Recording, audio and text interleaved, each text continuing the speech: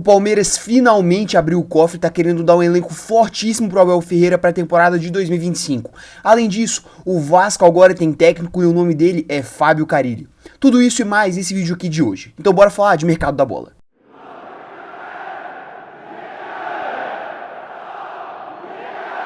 Bem, meus queridos, mais um vídeo falando do mercado da bola aqui do futebol brasileiro, então vocês já sabem mais ou menos o esquema, né? Os capítulos vão estar aí na timeline do vídeo, para caso você queira ver as notícias de algum time em específico, então sem mais delongas, bora lá para falar aqui de início do Palmeiras. Meus queridos, começando por aquilo que já é certo, o Palmeiras, ele anunciou a contratação do Facundo Torres. Ele é um atacante de 24 anos, né, uruguaio, que estava na Liga dos Estados Unidos e ele assinou contrato com o Palmeiras até 2029, né? Meus queridos, o Palmeiras, ele veio sofrendo principalmente essa temporada de 2024, com o seu ataque, com muitos jogadores que não estavam rendendo e outros que, mesmo em boa fase, não apareciam em momentos decisivos, né, senhor Flaco Lopes? Então agora o Palmeiras, ele tá atacando fortemente o mercado de transferências, focando principalmente no seu ataque, porque agora 2025 vai ser um ano extremamente competitivo, com um calendário recheado de competições, sendo a principal delas o Super Mundial. Então o Palmeiras, naturalmente, ele tem que se reforçar, e o Facundo Torres, né, um atacante aqui de 24 anos, como eu disse, é um nome um tanto quanto interessante. Eu não vou negar, não vou pagar aqui de conhecedor, eu não vi muito ele jogar. O que vai restar realmente para a gente é acompanhar o Campeonato Paulista, né, esse início de passagem dele pelo Palmeiras, pra gente começar a realmente tomar as nossas opiniões quanto ao atacante.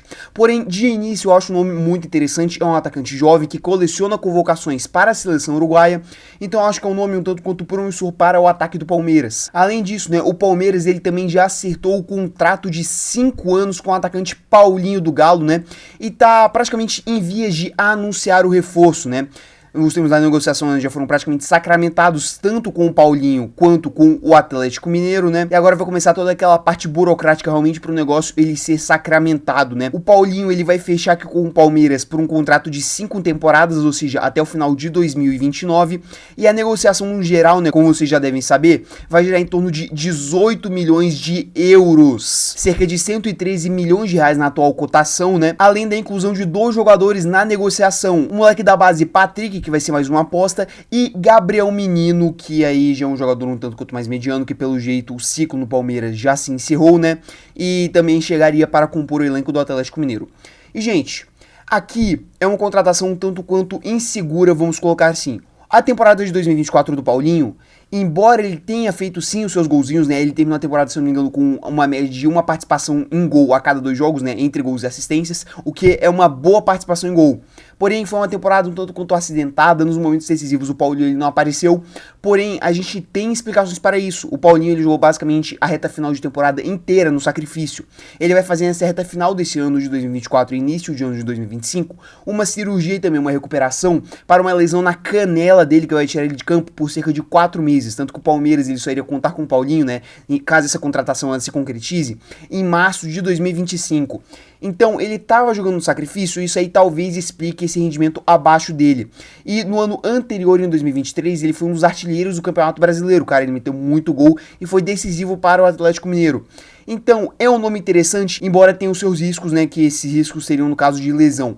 Caso o Paulinho ele não se lesione, ele chega para ser titular camisa 9 incontestável do Palmeiras, isso é um fato, e seria a primeira vez realmente na era Abel Ferreira do Palmeiras, que o técnico português ele trabalharia com um 9 pesado, com um 9 de fato, porque pô, o Palmeiras ele teve ali o Rony, ele teve o Davidson, ele teve agora o Flaco Lopes, mas nunca foi um nome unânime, que ele botava a camisa e todo mundo falava, tá bom, esse cara é incontestável, ele não vai sair do time. O Paulinho, na minha visão, até pelo valor investido nele, 18 milhões de euros, que é muita coisa, chegaria com essa pompa, chegaria com essas características. Na minha opinião, é um excelente nome para o lado do Palmeiras. Já pro lado do Atlético Mineiro, gente, esse ano de 2025 do Galo, ele vem até então se desenhando algo muito ruim, algo muito preocupante. Eu ainda vou falar do Galo nesse vídeo, né, porque tem um técnico que já tá mais ou menos acertado, porém, perder o Paulinho para um rival direto em brigas por título, que é o Palmeiras, perder nessa disputa do mercado interno do Brasil, é algo que pesa bastante. Você não tá perdendo o Paulinho para a Europa, para os Estados Unidos, para uma Arábia Saudita, não.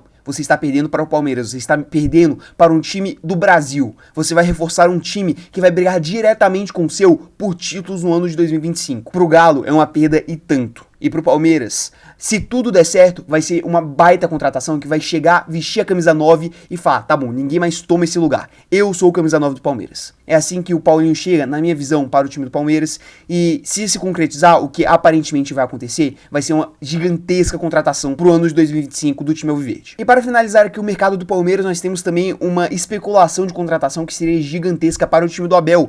O Palmeiras, ele vai tentar a contratação do Andreas Pereira do Fulham, meio campista que também é da seleção brasileira, né? Meio campista demonstra interesse em jogar no Verdão e aguarda acerto entre os clubes. Supostamente o Palmeiras ele já tem um acerto com o Andreas Pereira e ele receberia um salário ainda maior daquilo que ele recebe atualmente na Inglaterra. E aí aqui na matéria do GE, né, continua. Figura recorrente na seleção brasileira, ele é visto como a cereja do bolo para a disputa do Mundial de Clubes, né, de 2025, o Super Mundial. O Palmeiras vai tentar aqui a contratação, né, como eu disse, a gente ainda não tem valores exatos da contratação em si, do que o Palmeiras ele pagaria para o Fulham, mas o que a gente tem de informação é que o Fulham ele já recusou, se não me engano, 3 propostas nesse tempo recente, né, de dezembro agora para janeiro, quanto ao Andreas Pereira. Realmente está tentando segurar o brasileiro porque ele está arrebentando, está sendo talvez o principal jogador do Fulham nessa temporada 24-25. Caso o Andreas Pereira venha, ele chega, tal qual o Paulinho, na minha opinião, pra pegar a camisa, botar, vestir e nunca mais sair do time titular. Gente, o Andreas, eu já vinha defendendo isso aqui em alguns vídeos que eu falava sobre seleção brasileira.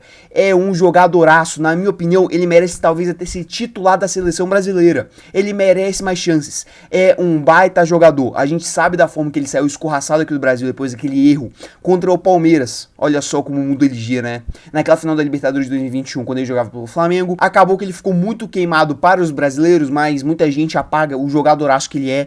E se ele chega no Palmeiras, ele chega assim para ser o principal jogador do meio campo, brigando ali com o Veiga. Gente, seria uma contratação assim, gigantesca por parte do Palmeiras e como disse aqui o GE também, né, seria a cereja do bolo para esse time que vai disputar o Mundial de 2025. O Andreas Pereira, ele chegaria para resolver um problema do Palmeiras, né, nesse meio campo, que aconteceu desde a lesão do Zé Rafael, mais ou menos ali na metade do ano, em que começaram a entrar jogadores, Gabriel Menino, Richard Rios, mas nenhum conseguiu realmente se estabilizar e resolver o meio campo alviverde. E aí o Andreas Pereira, ele chegaria realmente com essas características. É um negócio difícil, tá muito aí na questão da especulação, porque o Fulham aceitar a proposta do Palmeiras é outros 500. É muito complicado e pelo jeito o time inglês ele realmente vai fazer uma força para não aceitar.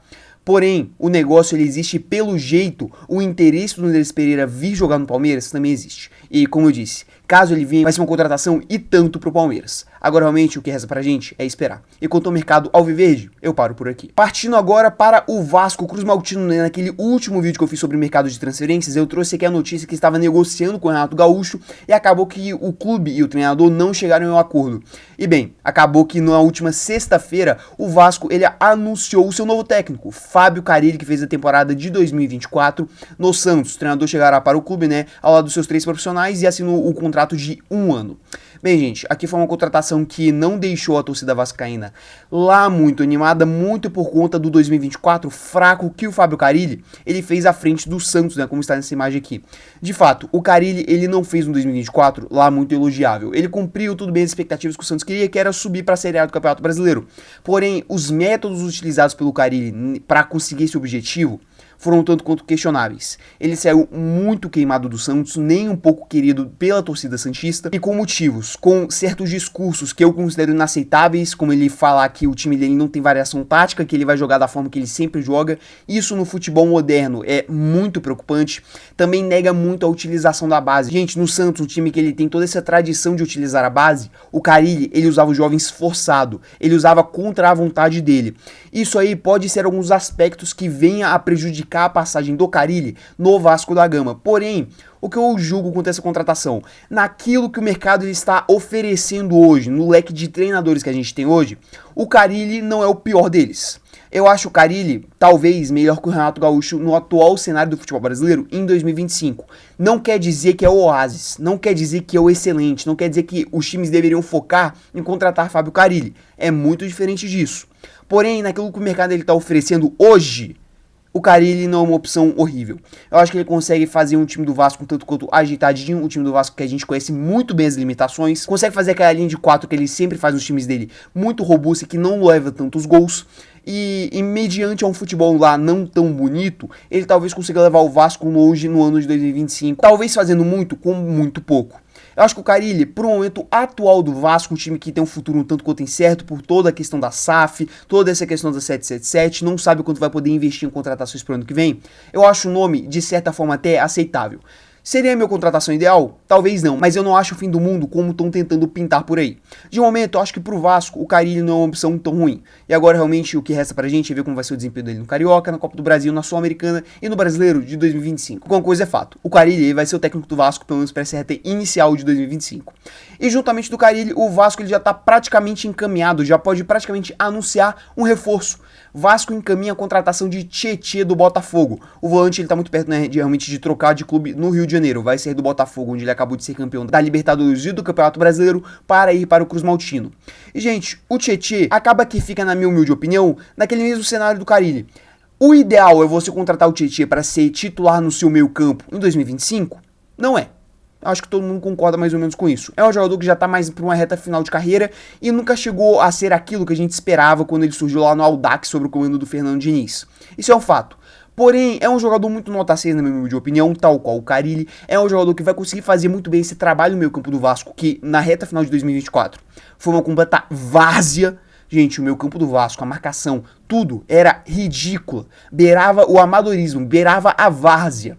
E o Tietê, ele é um jogador muito consistente, de certa forma, né? Como eu falei, muito nota 6. É um jogador que raramente se lesiona e isso foi uma tônica muito grande no Vasco para a temporada passada.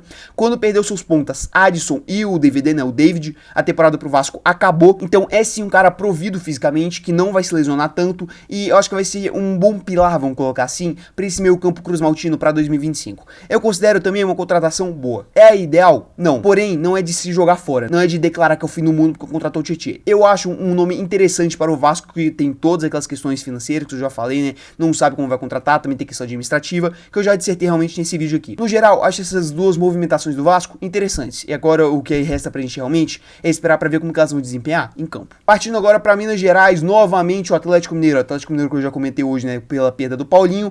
Pelo jeito vai acertar com seu técnico. Atlético Mineiro avança por acerto com o Luiz Castro, treinador português, né, que foi assediado, que foi procurado por inúmeros clubes do futebol brasileiro nessa reta final de 2024, Corinthians, Santos e por aí vai, de 63 anos, e o clube mineiro estão muito próximos de um desfecho positivo.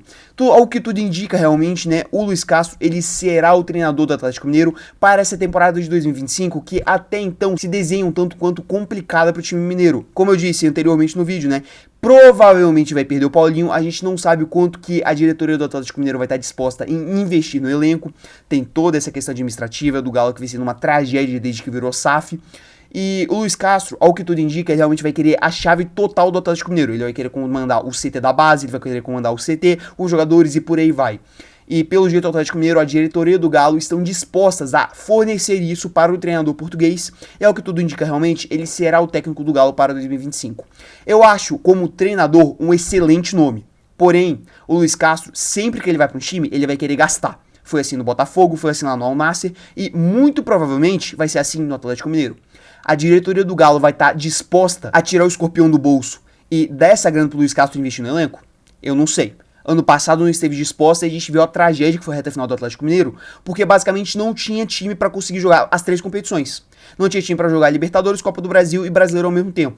E aí chegou na última rodada com perigo de ser rebaixado a um gol do Atlético Paranaense, do time que foi finalista da Copa do Brasil da Libertadores no ano de 2024, ser rebaixado. Na teoria, na questão tática em si, é um excelente nome na minha opinião. Porém, ele vai cobrar reforços e o Galo ele precisa de reforços. Porque agora vai entrar 113 milhões de reais e mais 2 jogadores com essa venda do Paulinho. E tem um elenco que ele precisa começar a encorpar. Porque o elenco em geral do Atlético Mineiro é muito fraco. Tem um bom 11 inicial, porém o elenco todo não é tão forte quanto o 11 inicial.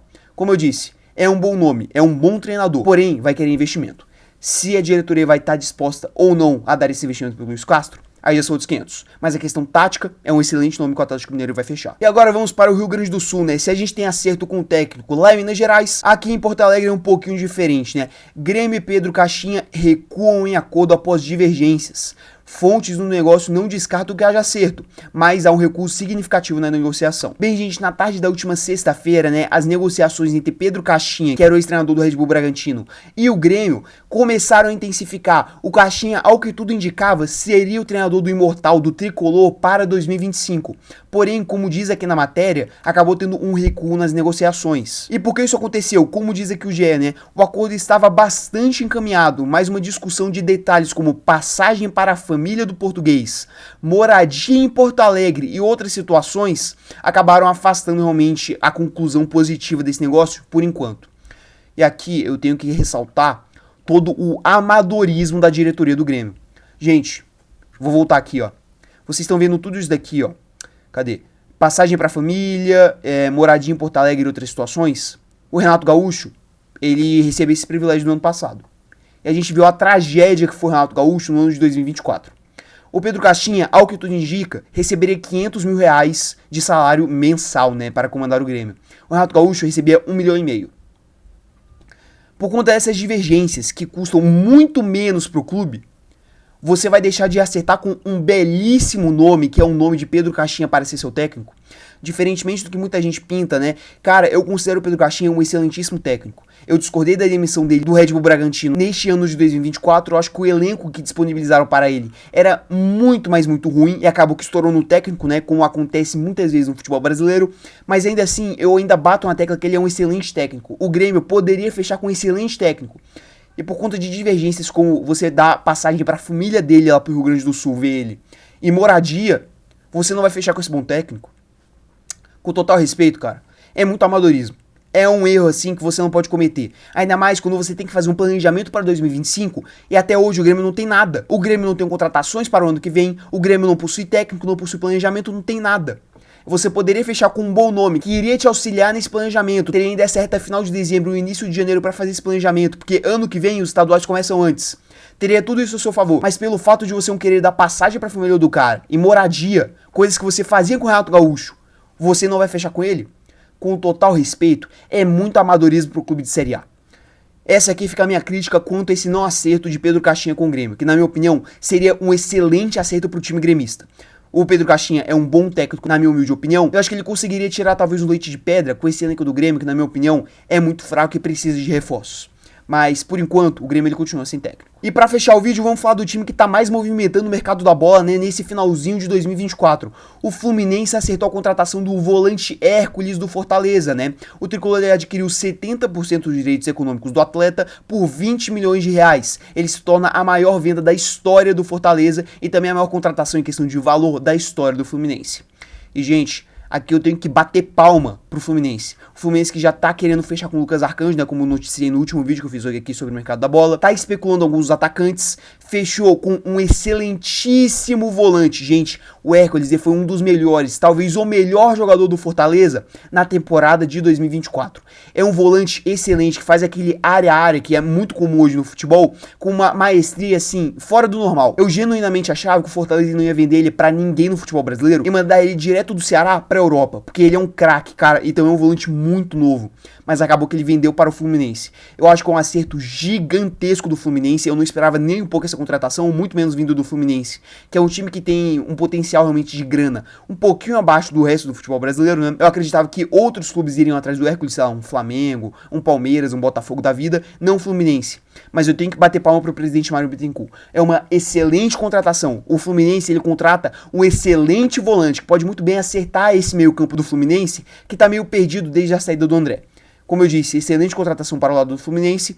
E pro lado do Fortaleza, eu já não sei. Fez a maior venda na história do clube? Fez. Mas tem que ver como que vai gastar essa grana agora para contratar um jogador que tenha talvez um potencial semelhante ao do Hércules ou que chegue realmente para substituir ele na hora. Já contratou o Paul Fernandes, né, lá do Boca Juniors.